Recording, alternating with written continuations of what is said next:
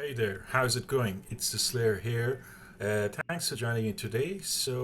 Today I'm showing you a review of Mortal Kombat Trilogy. It's a nice retro game from 1996. Now, before we begin, I got this from GOG.com. So, this isn't a paid promotion per se, but I just thought I'll tell you that where I got the product from, and it's pretty all right. As you can see, we're starting with an initial demo of some fights, and what I'll shortly do is I'll run you through how this PC version from GOG.com works, how you need to set it up on your PC, what the configuration options are, what the additional menus and stuff, and minor potential cheats and other things are.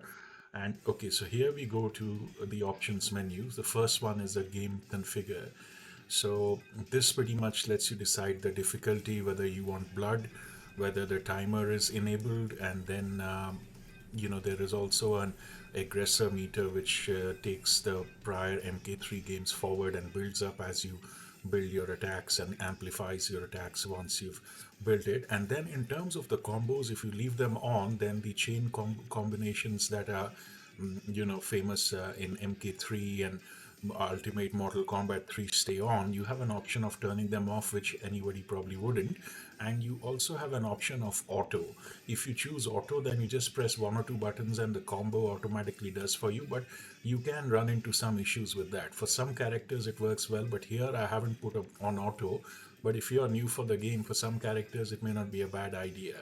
And then you have options like versus screen and buying screen off. Now, the PlayStation version of this game had more options, so these two came from there, wherein you could shut those screens off to reduce the PlayStation loading time. And in terms of your controls, you need to press escape, and it gets into a Windows mode where it is quite easy in this GOG.com version. The system it runs in to configure the controls for player 1 and 2. Now, I use the keyboard, which isn't recommended, but I grew up gaming on the keyboards in the 90s. The controllers would have a better input. But as we progress in this video, I am going to show you a run through a champion tower. So you can play through the keyboard if you're used to it, but a controller would be advisable. So that's there. That's the configuration. And then there is also a secret menu here that I'm going to open shortly. I think you've got to press up, run, and block for a few seconds, and then it opens. And oh, yeah, I had to exit and re enter the menu because I was just looking up how to do that. And then once you do that, you'll be able to select this, and you have things like one bit and fatalities, instant aggression. That normal boss damage is interesting. As you see, when we play the champion tower in the second endurance match, you have two of the toughest sub bosses, Kintaro and Goro, from the prior games. To face in one match. So if you put normal damage on, that match becomes easier. But yeah, we have left it off. So here we have left the options, and now we go to the game modes. The first mode is your standard Mortal Kombat, and you also have 2-on-2 and 8 player combat, wherein you can set up multiple players and you can pass the controller around and whatnot. So let me just start by showing you some basic moves before I get into the main fights. And so this is the first one. I'll just demo the movement and the combos. And oh, by the way, I also got Mortal Kombat 1, 2, 3, and 4 from GOG.com. Now, Mortal Kombat 4, I have a number of separate reviews on my channel. It's one of my favorite games ever. And yeah, here we just saw Jackson Kung Lao display some combos, by the way. I haven't activated the AI yet. Right now, I'm controlling both before I get into the fights, just to show you how it works. So yeah, Mortal Kombat 4 is by far my favorite, and I've put up separate videos on how to configure it and stuff, because you've got to use and glide and force your 3D card to recognize it.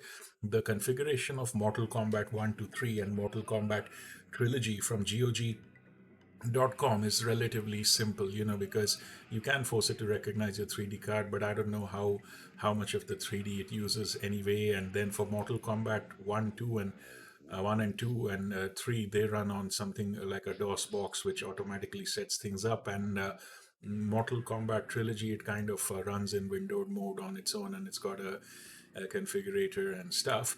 So I found that Mortal Kombat 2 from GOG.com looked really beautiful still and ran pretty fast. But I'm not a Mortal Kombat 2 player. It has a lot of traditional fans and purists. But if you like Ultimate Mortal Kombat 3 and 4 like I do, then it's probably a bit different. But if you like MK2, their MK2 is worth checking out. And here we are just commencing our run in the Champion Tower. And if you like, I had to like the Champion Tower in this Mortal Kombat trilogy from GOG.com. I found the AI was even harder than the Mortal Kombat 3 one. And I recently, as you would have seen in my videos, played Ultimate Mortal Kombat 3, which was the updated arcade version of Mortal Kombat 3 from the late 90s. And the last arcade version, I played that on a Arcade One cabinet, which emulates retro cabinets, but it's the original game. It's not emulation. I paid it at a local pub, and you can even buy those Arcade One Up machines. They're official and they're much cheaper than trying to source one of the original Midway machines. So I'm playing as Smoke, by the way. I'm actually going to win this match, although it looked a bit like I was outmatched. So coming back to that point, that at least in GOG.com, and at least when you play with the keyboard like I do, it is a bit tougher than controller. But the AI, at least in my experience so far, like I played the MK3 from GOG.com as well. And Ultimate Mortal Kombat 3 was the enhanced version of Mortal Kombat 3 for the arcades, which had the missing characters and the ability to jump punch into combos and a number of input enhancements. And this game, Mortal Kombat Trilogy, what I understand is, never came out in the arcades, but this trilogy came out in the console on the consoles in late '96 as like a reward for the home console players, because the home console players had 16-bit ports of MK3, which were good at the time, and some of them had UMK3 on the console, but they never really got the arcade quality of UMK3 on the home consoles back then, as well as the content. So Mortal Kombat Trilogy was quite popular in '96 because it gave home consoles all of the missing content from the arcade. And as you'd see later on, once we beat Shao Kahn, like Shao Kahn's Lost Treasures, all of the characters, and a rare chance to play as the boss characters, and a number of options like here, like those auto combos and aggressor mode and whatnot. So and back when it came in '96 on the consoles and stuff, and even on the older PCs, the graphics of this one look pretty good. But my experience with this is the AI in this fight a bit harder than the arcade version of MK3, which is Ultimate MK3, as well as the PC version of base MK3, because on GOG.com you have MK1, 2, and 3. Ultimate MK3, which is the final arcade version of that game, never really released on the PC. It released on consoles, which I don't use at the moment. So GOG has MK3 and MK Trilogy for the PC, which isn't bad. But yeah, the AI in this one was certainly much tougher than MK3 or UMK3 in the arcade. And when I first played it a month back, when I first got it, I just immediately put it away. I said, no way, this is probably something bugged. I don't recall this game being that tough. But after I played MK3 a bit in the arcade, and I recently played MK3, I was able to pick this up. But in this one, unlike MK4 and later games, unless you're playing with a controller or on a console, you can't always play with the kind of kinetic fluency that and the panache and technique that you can refine in later MK games, because here randomly in a few matches the AI will become exceptionally hard, and with their digitalized sprites become much faster than you can ever move. But you may lose a match, but you'd have to repeat it and then you'll win. But the boss characters, the main bosses, there is a defined logic to beat them. If you follow that, you should be able to win every time. But the harder journey is not the final bosses here, unless you're using not using certain characters, but getting to the final bosses. So in that context, that compared to MK3, that here in this Champion Tower I did have to repeat a few matches, but I've only shown you some of my victories and whatnot. And then here in Trilogy you have all the bosses from the prior game. So after doing an endurance round of 3 human characters, you have a second endurance round in the Champion Tower, which has Goro and Kintaro, the sub bosses from the prior games, because after that you'll meet the proper sub boss of this game, Motaro. And that's where I was showing you that in that options menu you have a chance to tune off the damage in that endurance fight against those bosses, but I didn't do that. So, but like MK3 and MK2, in this game, unlike the modern MKs, there's not just about your technique. The speed and technique certainly help. Like, it takes much more skill to do the chain combos in this one compared to MK4's more customizable ones. So here I use Motaro to beat that endurance round of Goro and Kintaro, and then I fought the final boss the same way I do, like I do here with Kung Lao. So who does some beautiful punch combos, but that dial-in punch combo wasn't working as fluently as it does in the arcade, but it worked well. And I came up with a few tricks against this boss Motaro. I found that, like here, if he's in the corner, you do a straight jump instead of a jump in, and then you can straight away dial into a combo instead of having to jump forward or back, because in Trilogy he doesn't do his unblockable throw as much as he does in MK3 and in the arcade. And if you get too close, he throws you back. Otherwise, he just has that punch which you can get rid of. So see, that throw that he just did wasn't there in. And this is another funny thing I found, which you can only do in Trilogy, maybe not in MK3 or UMK3. If I stand at a certain distance and I keep punching in there, I finish him off. But that's pretty rare to pull off, and it took quite a few attempts to get that fight. Now here I'll show you Shao Kahn with Kung Lao to just show you how tough he is compared to other versions on any character.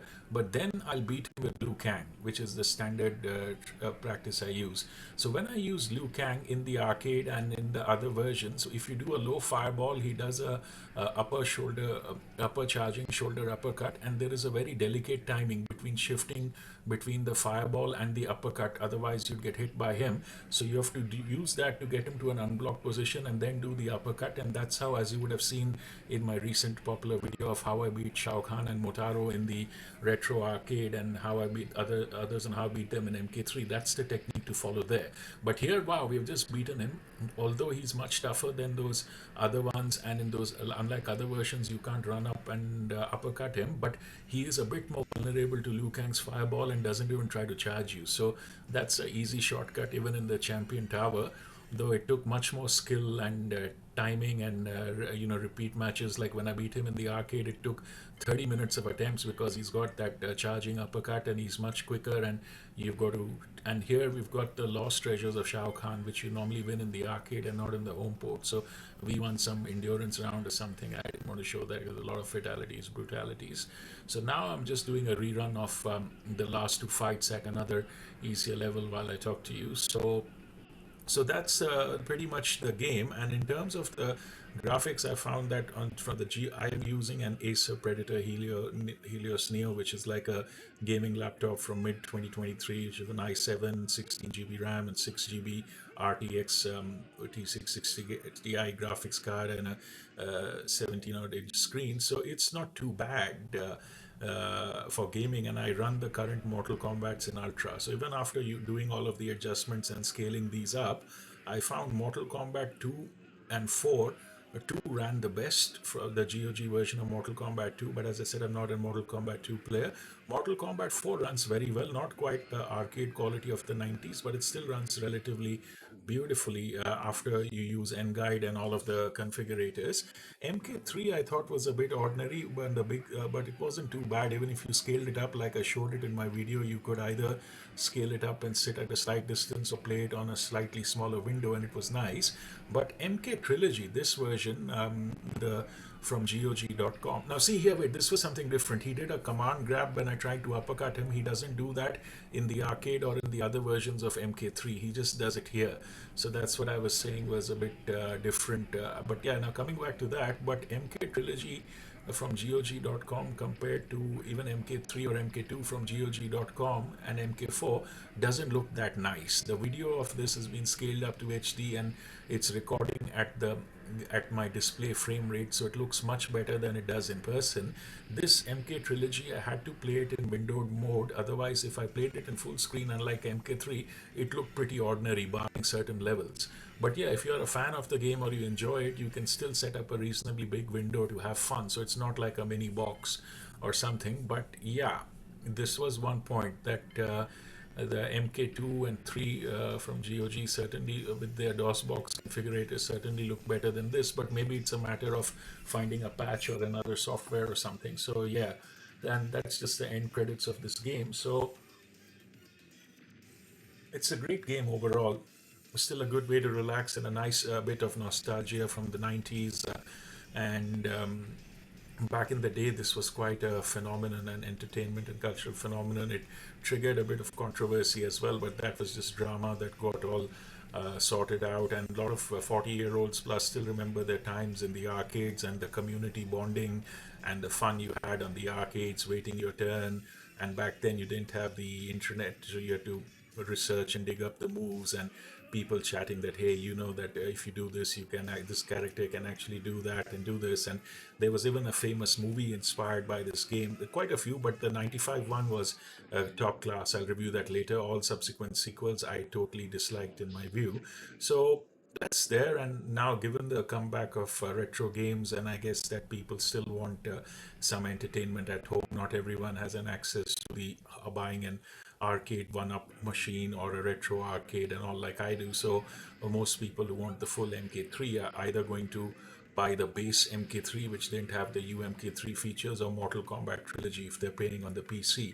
So that's where I thought I'll give you this review as to how the GOG.com version is.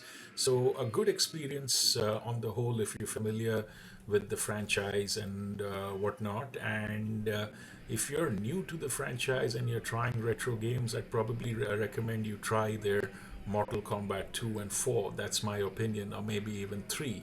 But yeah, if you're a fan of the series, you'd probably love Trilogy for its content. And although it's slightly different, AI will take a bit more practice to get used to. But that's okay. Like somebody had put up a comment on the website that, if you're playing Trilogy, you might as well pack a lunch, because you would need to repeat a few fights because the AI sometimes randomly gets harder than it tones down. But as I told you, there is a technique for beating the final two bosses, which I've shown in other versions of MK in the in the arcade and otherwise in my other videos. And with regards to the others, you can still play them if you know the game. And if you're struggling, this game allows you is the only one in the series which allows you to play as the actual sub bosses. So as you saw, I used Motaro to clear the endurance round so that I had enough time to make this video, because I didn't want to spend ages trying, repeating fights until I beat the endurance and then finally do that. So I'd be too busted. But yeah, so I guess it's a good experience on the whole. And yeah, I've pretty much given you a view in terms of how the PC version stands compared to the historic console, the arcade, and the other versions on GOG.com. In terms of the best experience, I would probably rate playing Ultimate MK3 on the arcade the best. And after that, I would probably say that either playing that on the console or playing a bit of MK3 and that on the PC. And then I'd probably say MK Trilogy is pretty good if you're into the content. So that's it from my side. I hope you enjoyed this video, and do let me know your comments and experiences. Are you a Mortal Kombat fan? Did this interest you into getting into Mortal Kombat? And I have links to my other videos on other PC MK PC products I've purchased recently, how to set them up, or my other popular MK videos and stuff. So do have a look. Don't forget to hit the subscribe button, and let's get in touch. Cheers. Thanks.